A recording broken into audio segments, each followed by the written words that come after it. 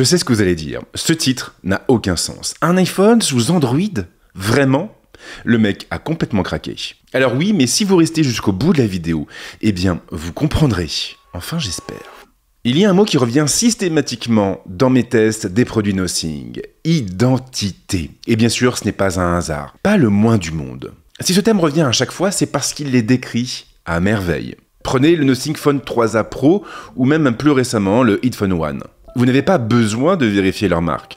Vous savez d'où ils viennent d'un seul coup d'œil. Et bien sûr, le Phone 3 ne rompt pas avec la tradition. Ce n'est pas juste un smartphone, c'est un smartphone qui a une identité forte. De face, bien sûr, il ressemble à n'importe quel smartphone. Un grand écran de 6,67 pouces, de fine bordure, un poinçon dans lequel est logée la caméra frontale, vous connaissez déjà la recette. Il suffit néanmoins de le retourner pour se retrouver, plongé dans un tout autre monde. Nothing a fait du Nothing. Le dos est recouvert d'une plaque transparente qui laisse entrevoir de nombreux motifs, des motifs s'imbriquant les uns dans les autres. Le résultat est un peu abstrait, il est en tout cas difficile à décrire par des mots. De même pour le module photo, encore une fois, le constructeur n'a pas fait comme tout le monde, et les trois optiques sont éclatées dans toute la partie supérieure.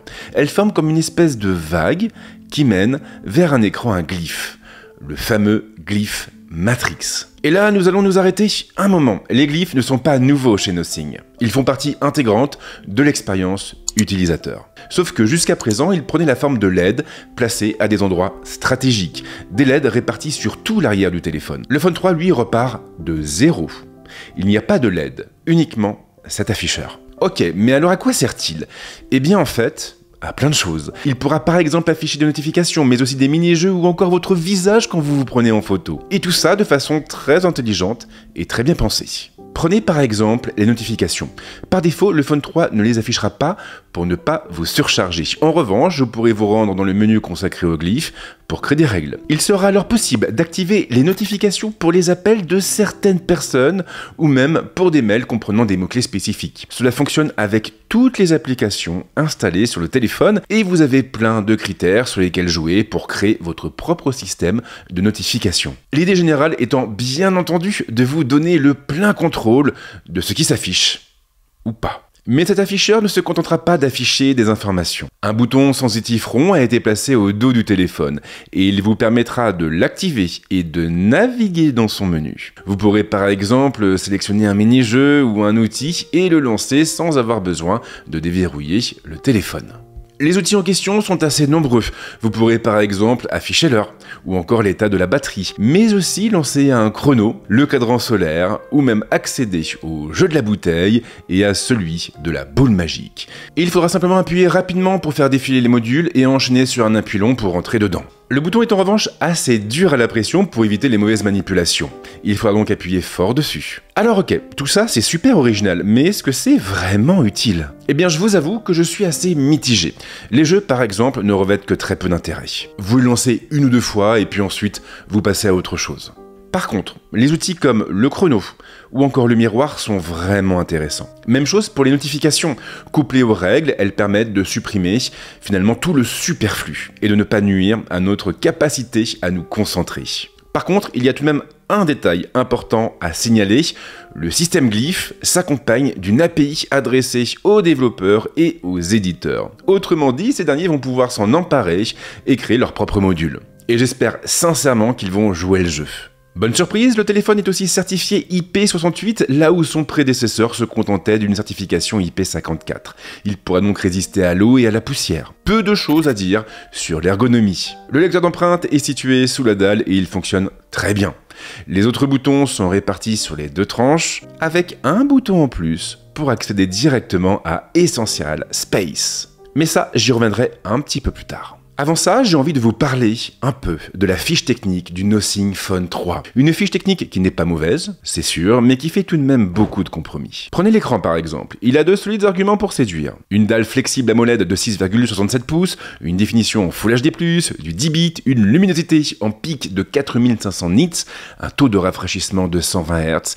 Il semble cocher absolument toutes les cases, et en pratique, il faut reconnaître qu'il s'en sort très bien avec des couleurs très précises et des contrastes contraste presque infini. Oui, sauf qu'il y a un manque. Le téléphone fait l'impasse sur la technologie LTPO. Il ne pourra pas descendre en dessous de 60 Hz en fonctionnement. Et ça, c'est vraiment dommage. Même constat du côté du processeur. Nothing s'est tourné vers Qualcomm et c'est plutôt une bonne chose. Mais la marque n'a pas sélectionné la meilleure puce de ce dernier. Il ne faut donc pas compter sur un Snapdragon 8 Elite, mais sur un Snapdragon 8S Gen 4 couplé à 12 ou 16 Go de RAM suivant le modèle. La puce est gravée en 4 nanomètres au lieu de 3 et elle est surtout 35% moins puissante que le super SoC du fondeur. Les performances seront donc moins bonnes, mais le téléphone aura aussi tendance à chauffer davantage sur de longues sessions de jeu. Donc oui, le Nothing Phone 3 peut faire tourner de gros jeux, mais pas aussi bien que le ferait un smartphone sous Snapdragon 8 Elite ou même un iPhone. Il y a en revanche une bonne surprise du côté de la batterie. Nothing a opté pour une batterie en silicium carbone similaire à celle qui équipe les appareils haut de gamme de la marque Honor. Les avantages de cette technologie sont nombreux. Oui, mais elle permet surtout d'augmenter la densité des cellules et donc la capacité totale. Peu de constructeurs l'utilisent actuellement, mais cela permet au Phone 3 de gagner en autonomie.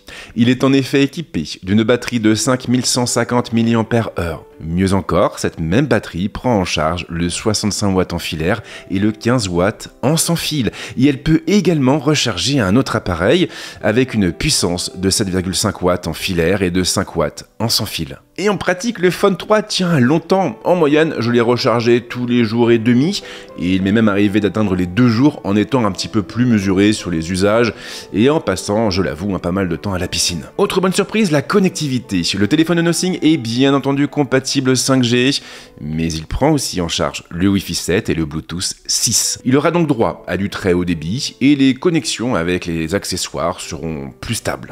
La photo est devenue un critère de choix dans l'acquisition d'un smartphone. Et Nothing accorde de plus en plus d'importance à ce volet. Le Phone 3a Pro par exemple affichait une vraie montée en gamme. Eh bien figurez-vous que le Phone 3 semble suivre la même trajectoire. Ici, Nothing n'a pas regardé la dépense. Tous les capteurs présents à bord du téléphone affichent donc la même définition, à savoir 50 millions de pixels, y compris la caméra frontale. En revanche, ils ne font pas la même taille. Non, et sans surprise, c'est le capteur principal qui s'en sort le mieux, avec une taille de 1 sur 1,3 pouces. Les autres s'en tiennent à du 1 sur 2,76 pouces. Les optiques changent, bien sûr, et nous aurons ainsi un grand angle ouvrant à 1,68, avec un ultra grand angle ouvrant à 2,2, et un zoom périscopique ouvrant à 2,6 et proposant un zoom optique en 3 fois. Le Phone 3 fait aussi la part belle au crop pour proposer des longueurs focales intermédiaires. Il faudra donc compter sur un mode 2 fois obtenu à partir d'un recadrage dans le capteur principal et un mode 6 fois obtenu à partir d'un recadrage dans le capteur situé sous le téléobjectif. Et en pratique, ces capteurs obtiennent de bons résultats à condition de s'en donner la peine.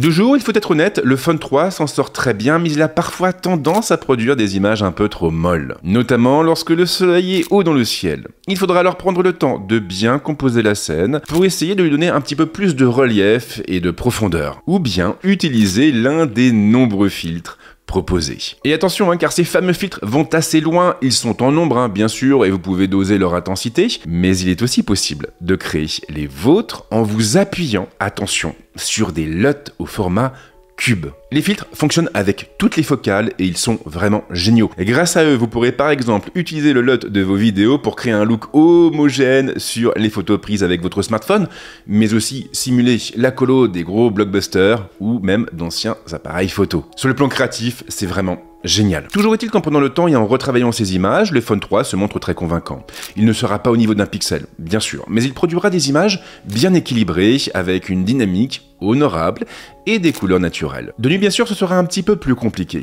Les photos perdront en été et le téléphone aura tendance à lisser un peu trop les textures, notamment les peaux sur les portraits. Mais là encore, avec des sujets immobiles, on pourrait obtenir des résultats très corrects. La gestion des flares n'est pas parfaite, évidemment, et c'est normal sur un petit capteur, mais elle reste bien meilleure que chez certains concurrents. La caméra frontale se débrouille très bien elle aussi. Les images sont piquées, il y a une bonne dynamique et les couleurs tombent juste. En mode portrait, les algorithmes se montrent plutôt efficaces. La découpe est précise, le flou par contre est un petit peu trop prononcé. Mais ce qui est très chouette, c'est que Nothing permet de le doser grâce à une jauge. Il est aussi possible de modifier le bokeh pour lui donner un autre aspect. La vidéo pour sa part déçoit un peu, mais pas comme vous le pensez. Le Phone 3 ne peut pas filmer en 8K, c'est vrai, mais il peut atteindre la 4K à 30 ou 60 images par seconde. Tout ça avec un niveau de détail élevé, une dynamique correcte et une très bonne stabilisation. D'ailleurs, il sera tout à fait possible de filmer à la main et vous n'aurez pas forcément besoin d'investir dans un gimbal. Du moins pas tout de suite et pas pour des prises de vue simples. En revanche, il manque un mode log et c'est un oubli difficile à comprendre, surtout quand on voit le travail qui a été fait sur les filtres en photo. Après, bien sûr, je sais que c'est une attente un peu pointue et que tout le monde n'en aura pas l'utilité. Mais voilà, quand vous faites de la vidéo, sincèrement, de pouvoir filmer en mode log, ça ajoute une autre dimension à vos productions. Le Phone 3 fonctionne sous Nothing OS 3.5, lui-même étant basé sur Android 15. Il aura bien entendu droit à Android 16. La marque garantit d'ailleurs 5 ans de mise à jour logicielle et 7 ans pour les mises à jour de sécurité.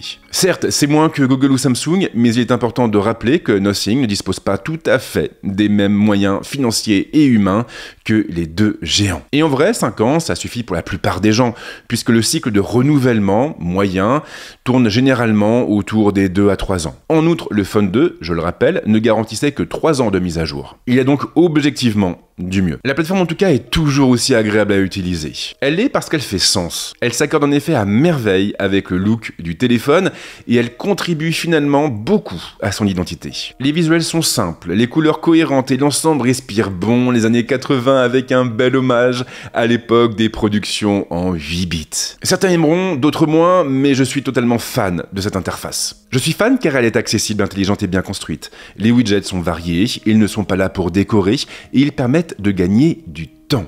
Même chose pour le tiroir d'applications qui ne se contente pas de lister toutes les applications installées sur le smartphone. Non, il les ordonne en leur attribuant des catégories.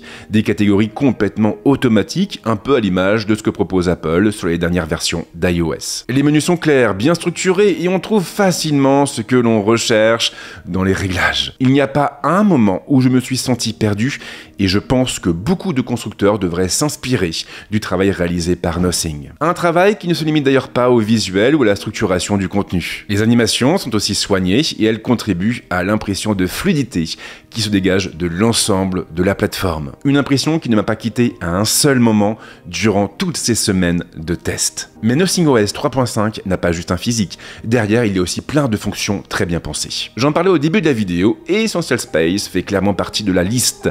Elle en fait partie car cette fonction va changer radicalement votre manière d'utiliser votre téléphone. S'il fallait le décrire en quelques mots, on pourrait dire qu'il s'agit d'un super presse-papier boosté à l'IA. En gros, donc il suffira d'appuyer sur le bouton supplémentaire présent sur la tranche du téléphone pour ajouter ce qui est affiché à l'écran à votre espace personnel. Et ce qu'il s'agisse d'un texte, d'un site, d'une image ou même d'une vidéo. Et si vous faites un appui prolongé, vous pourrez même joindre un mémo vocal.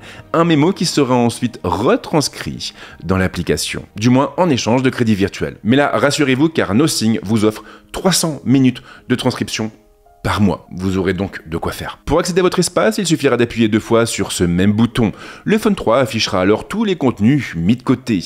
Et attention car il ne va pas se contenter de tous les afficher à la suite. Il va les organiser et les regrouper en fonction de leur nature. Mieux encore, il pourra même générer une liste de tâches à partir des instructions que vous avez laissées au moment de les enregistrer. C'est brillant, original et ce n'est pas la seule fonction intelligente de la plateforme. Nothing OS 3.5 intègre aussi ChatGPT. Si vous activez l'option, alors vous verrez apparaître à côté de chaque capture un bouton pour la charger dans l'IA et l'ajouter à une conversation. Vous pourrez alors obtenir des informations sur un pays, sur une carte, ou même lui demander d'analyser un extrait de texte.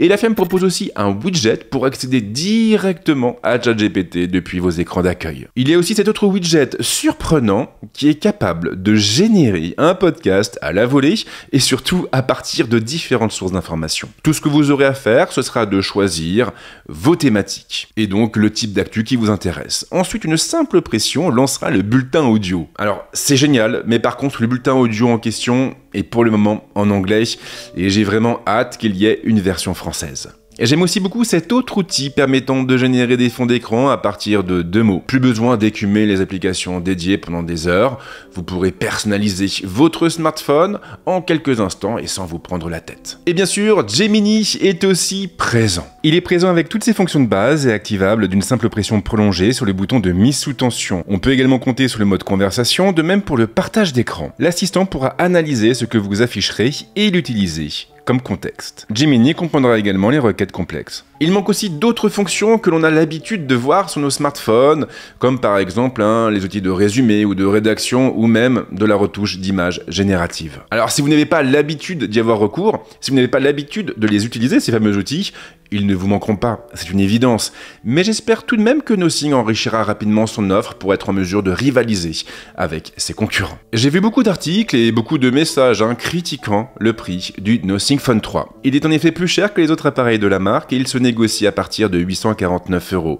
Un prix qui ne vise que le modèle 256 Go. Pour doubler le stockage et avoir droit à 16 Go de RAM, il faut se tourner vers le second modèle qui coûte 100 € plus cher. Un modèle qui est cependant proposé en ce moment au prix du premier.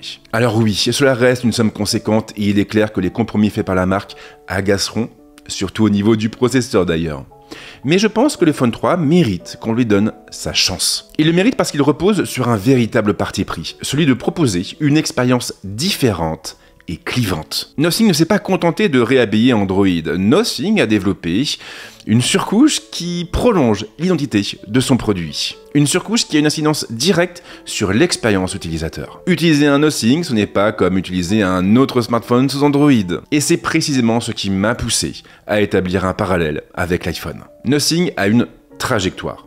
Et cette trajectoire ne correspond pas tout à fait à ce que proposent les autres constructeurs du marché. La marque occupe donc une place un peu à part, exactement à la manière d'Apple. Et il viendra peut-être un jour où nous en viendrons à devoir choisir entre un iPhone, un téléphone Android et un Nothing. En tout cas, plus le temps passe, et plus j'ai le sentiment que Nothing n'est pas tout à fait une marque comme les autres. Et vous justement, qu'est-ce que vous pensez de tout ça?